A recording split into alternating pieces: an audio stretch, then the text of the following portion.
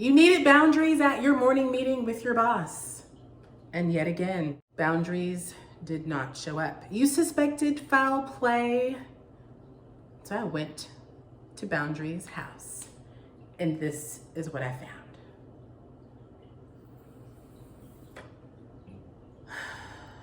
Boundaries, asleep, and evidence all around. Who put Boundaries to sleep? The four usual suspects. By the end of this video, and after looking at all the evidence, and you'll know exactly which one or ones is responsible for your boundaries not showing up. Yeah. So grab your favorite drink, put on your shoes, and grab your magnifying glass. And let's get started.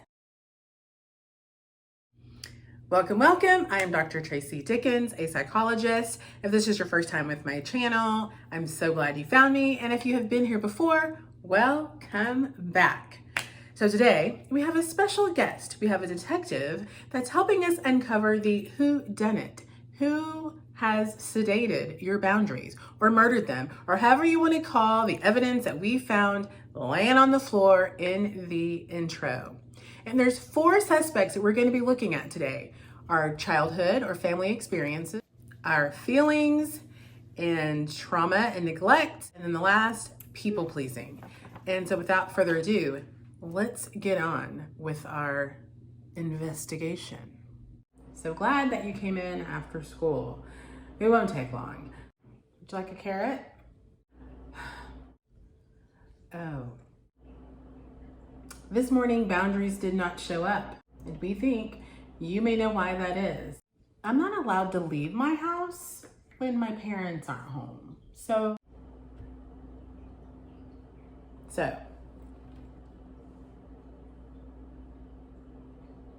you gonna tell me the truth? Our early experiences with our caregivers, the significant parental figures or adult figures in our life, they shape how we view ourselves and how we view ourselves in relation to the world and other people. We learn how to establish boundaries very early on. For example, when I was younger, I would walk around the house and eat raw carrots. I would eat them like I was getting paid prime money to eat carrots. But the minute my mom cooked carrots and set them in front of me on a dinner plate, I would announce to the world, I don't like these. Initially, she was puzzled because she knew I liked carrots, but I didn't like cooked carrots. I didn't like the texture. When your child early on is expressing a preference, how do you respond to that child's preference? Your child announced that they didn't like carrots. Would you put the carrots on the plate and give them other options? Would you demand that the child eat the carrots? Or would you punish the child for not eating the carrots? The first one, offering the carrots and other options, child that you respect their preferences. The second one says that you know best and you just better do what I'm telling you. And the third one says, if you don't follow my preferences, if you try and be different than me, you're going to be punished. So now, I am by no means saying that you need to become a short order cook. And I'm not saying you don't feed your child vegetables. What I am saying is how we respond to our child's preferences and how we work to understand why they're setting a limit will help them start to learn that they can have their own preferences and they can say something when they don't like something or feel uncomfortable. And we need people in this world to be able to say that in a way that is respectful and kind.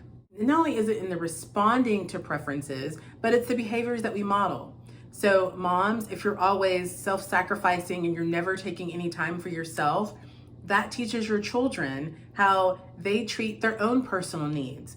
Dads, if you say family is important, but you're working 60, 70, 80 hours a week and you never show up to the soccer field for any games, that teaches your children that their interests aren't really interesting. How your boundaries were responded to when you were a child and how you saw the adults in their life respecting their personal boundaries and boundaries with the other adults in their lives that shapes how we then live out our boundaries as adults. I'm gonna have some questions down below in the description that you can look at to start to explore if your childhood is impacting your ability to set boundaries. Okay, let's look at the next suspect. Well, detective, here we are again. Feelings, thank you for coming in to talk with me today. Boundaries didn't show up, and we think you have something to do with it because there was evidence left at the scene. I don't know what evidence you're talking about. The evidence right here.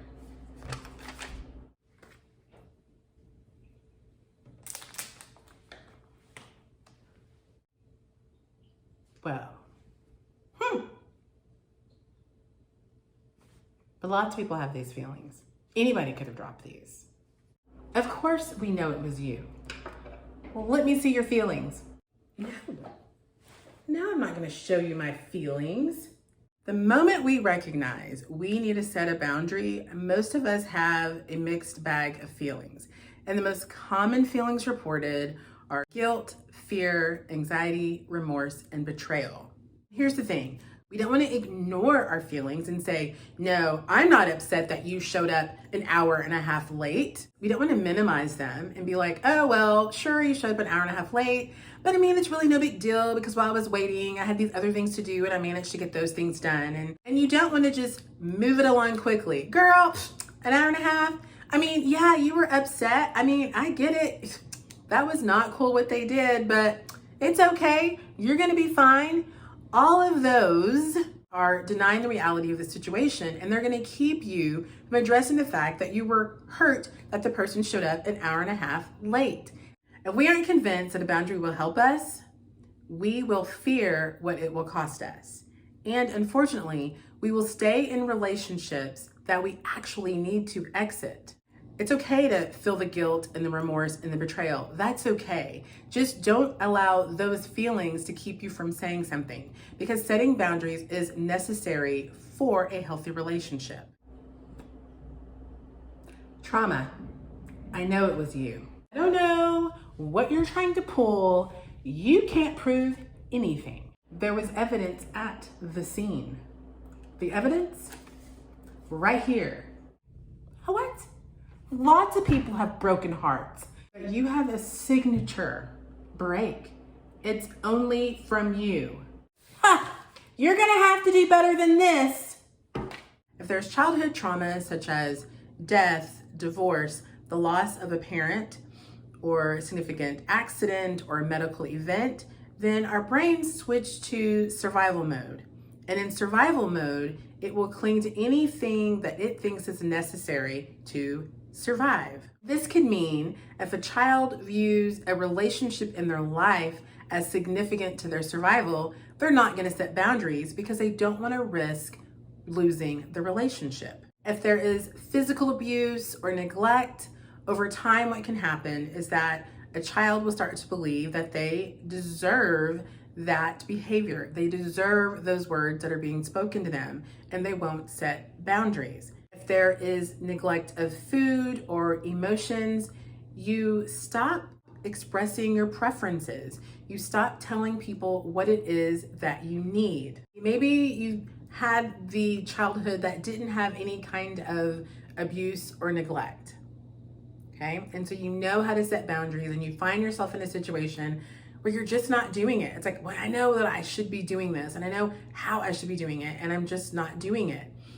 Well, that probably suggests that you're in a relationship that has you in survival mode, that the relationship itself has some toxicity to it. And while we're in survival mode, we are clinging to things we believe we need for survival. I'd ask you to take a step back and get a perspective on the relationship.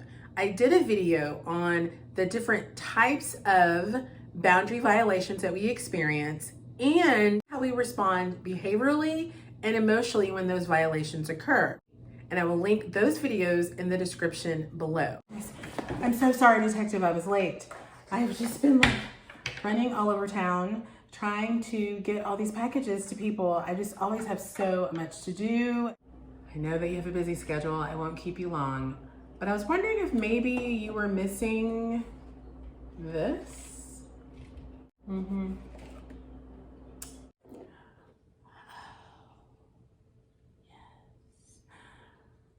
wondered where I left that. I believe that you're the reason that boundaries didn't show up today.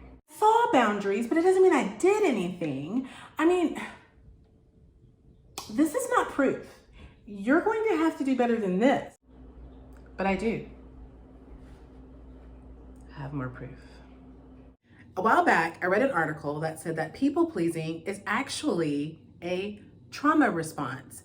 In a traumatic experience or a highly stressful season in your life, you learned that if you could do everything to please the people around you, you could manage or minimize the hurt and the suffering that you were experiencing. It becomes your survival MO, I guess you could say.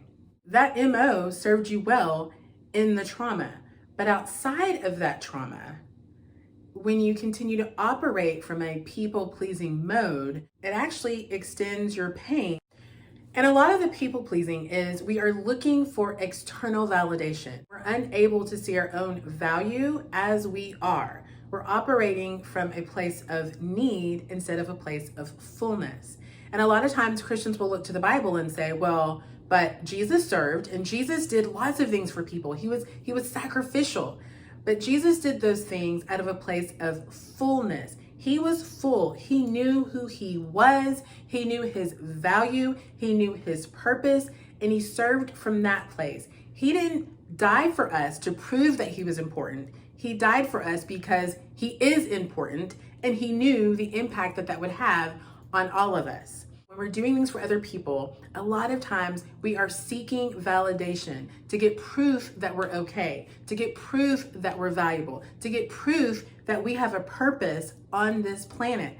People don't give us a purpose. People don't give us value. Our Creator gives us value and purpose. We will always desperately want from people what we fear God will not provide for us. So you've heard all the evidence. And you're going to go down in the description and look at the questions and sort it all out. And then you're going to surface with knowledge of which one of these suspects keeps you from setting boundaries. And let me know down below who done it. In the next video, I'm going to talk to you about how do we communicate boundaries to the people in our lives. So if you enjoyed this video, push the like thumbs up and subscribe so you can come back and see the rest of the series. And as always, I so appreciate you spending time with me, and I look forward to seeing you in the next video. And until next time, remember to choose joy. What say you, dear Watson? What say you, dear Watson?